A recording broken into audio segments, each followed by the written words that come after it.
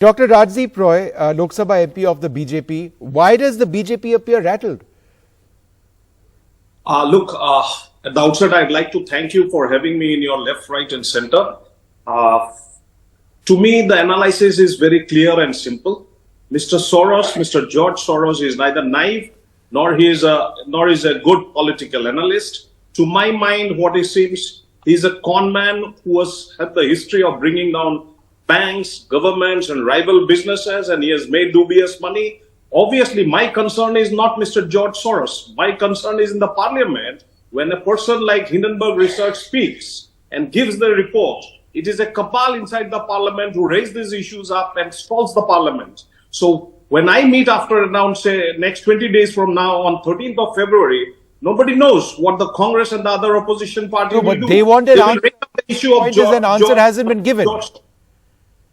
The point of the Congress and of the opposition is that the Prime Minister, neither in the Lok Sabha or in the Rajya Sabha, answered any of the questions which were asked. Obviously, so the point which Soros actually says that this needs to be answered in Parliament. Has it been answered? No.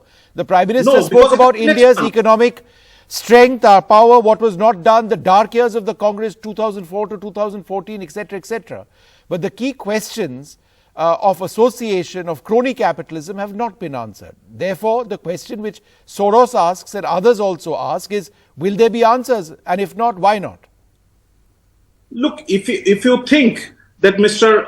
Modi should be the right person to answer to Mr. George Soros, I think you are... No, to the opposition. Not be answered. Soros is asking the same thing which the opposition has asked. Soros says there need to be answers within Parliament. That's what the opposition is asking. The opposition now in our country cannot be seen to be backing Soros because they're worried because he has a dubious reputation and they don't want to be... But the questions that Soros is asking is essentially what they are asking.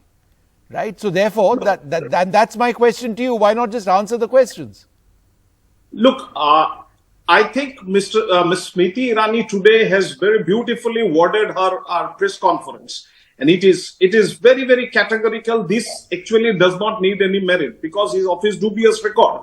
But to be honest, what she has said, that Modi ji is not a Democrat and he wishes democracy to be restored in our country. I can only laugh at all his suggestion.